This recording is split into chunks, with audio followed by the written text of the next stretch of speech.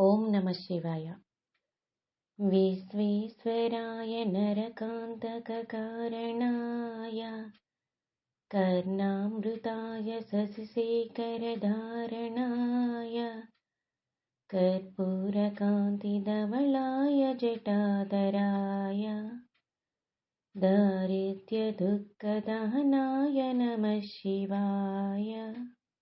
गौरीप्रियाय रजनीशकलान्तकाय कालान्तकाय भुजगाधिपकङ्कणाय गङ्गाधराय गजराजविमर्दनाय दारिद्र्यदुःखदहनाय नमः शिवाय। भक्तप्रियाय भवरोगभयापहाय उग्राय दुःखभवसागरकारणाय ज्योतिर्मयाय गुणवाय सुहृच्चकाय दारिद्र्यदुःखदहनाय नमः शिवाय।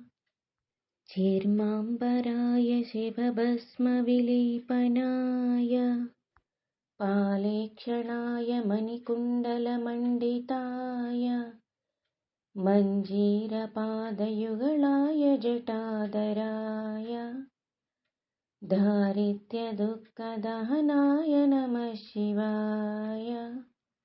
पञ्चाननाय फणिराजविभूषणाय हेमसुखाय भुवनत्रयमण्डिताय आनन्दभूमिवरदाय तपोमयाय दारिद्र्यदुःखदहनाय नमः शिवाय।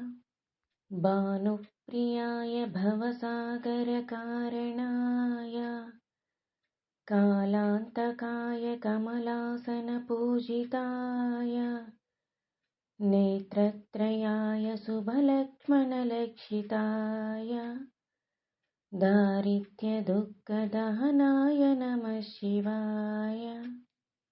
रामप्रियाय रघुनाथवरप्रदाय नामप्रियाय नरकान्तककारणाय पुण्येषु पुण्यभरिताय सुरार्चिताय दारिद्र्यदुःखदहनाय नमः शिवाय।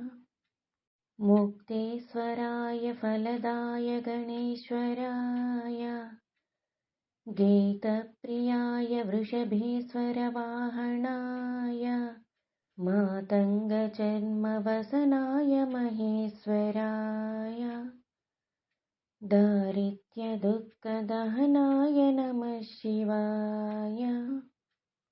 నా వీడియో కనుక మీకు నచ్చినట్లయితే లైక్ చేయండి, షేర్ చేయండి, సబ్స్క్రైబ్ చేయండి. ఆఫర్ ప్రొడక్ట్స్ కోసం టెలిగ్రామ్ లింక్ని క్లిక్ చేయండి.